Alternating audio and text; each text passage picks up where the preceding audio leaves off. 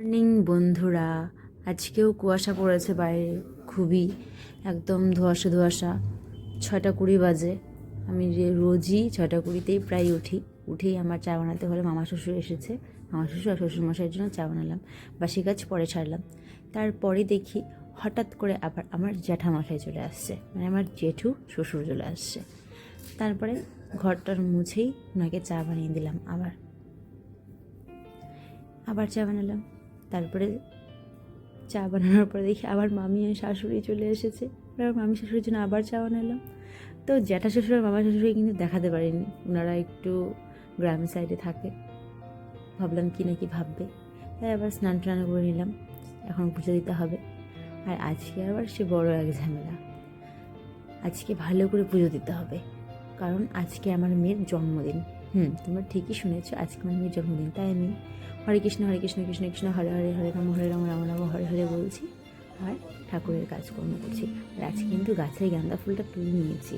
আমার মেয়ের জন্মদিন বলে কথা, গাছের ফুল দিয়ে পুজো দেবো তা কখনো হয়? গাছের ফুল একটাই ছিল, ওটা দিলাম, আর কিছু ফুল ঘরে ছিল তা মিলিয়ে দিয়ে পুজো দিয়ে দিচ্ছি। দেখো, এত বড় করে দেখানো তো সম্ভব নয়, তাই এটাকে পুরো কীভাবে তাড়াতাড়ি করা যায় সেই বুদ্ধি করেই আমাকে কাজ করতে হবে। তো পুজো দিয়ে ফেললাম, এখন আমাকে খাবার বানিয়ে নিতে হবে। সকালে তো জানোই আমার বর আমার দেওয়ারা সবাই রুটি খায়, তো আমার পুজো দেওয়া প্রায় শেষ। এখন আমাকে সকালে খাবার বানাতে হবে, তারপরে দুপুরে রান্না করতে হবে আমার মেয়ের জন্য। আজকে আবার আমাদের নিরামিষ, শনিবারে আমরা সবাই নিরামিষ খাই, আশেপাশেও নিরামিষ খাই, তাই বার্থডে সেলিব্রেশনটা কিন্তু কালকেই হবে। তোমরা দেখতে পাচ্ছ আমার মেয়েকে আমরা খাইয়ে দাঁড়িয়ে নিয়েছি। আমার শাশুড়ি দেখো ফোনে কথা বলছে। আর দুপুরে রান্নার জন্য কিন্তু আয়োজন হয়ে গিয়েছে। পায়েস বানানোর জন্য কাজু কিশমিশ চাল ভেজে নিয়েছি আর দুধ গরম বসিয়ে দিয়েছি। পায়েস প্রায় আমার হয়ে গিয়েছে। তো এখন আমি ডালের বড়ি দিয়ে লাউ ঘন্ট, লাউ দিয়ে ডাল, আর কুয়াশা ভাজা, বেগুন ভাজা, আলু ভাজা, চাটনি, ভাজা, 7 রকমের সবজি।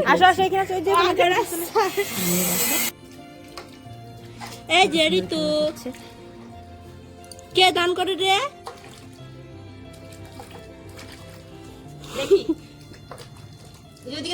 এই যে কি রে ঋতু দান করে। ইয়ে এই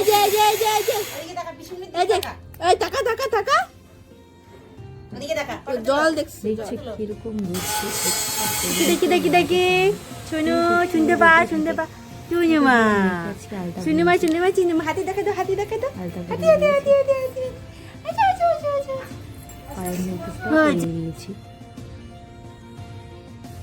তারপরে মেয়ের খাবার রেডি করে মেয়েকে বসিয়ে দিয়েছি খাওয়ার আসনে।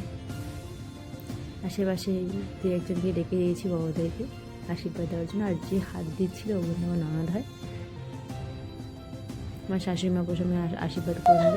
আর দেখতে পাচ্ছ কিন্তু পায়েস একদমই পছন্দ করে না, পায়েস করে না শুধু মিষ্টি জিনিসও পছন্দ করে না, একদমই অপছন্দ করে। তখন আমি ওকে আশীর্বাদ দিয়ে দিচ্ছি। আমি যখন ওকে খাওয়াবো তখন প্রথমবার মুখে নেয়, আর কিন্তু নেয় না। ও ভীষণ দুষ্টুমি করে, তুমি জানো না, একদমই খেতে চায় না।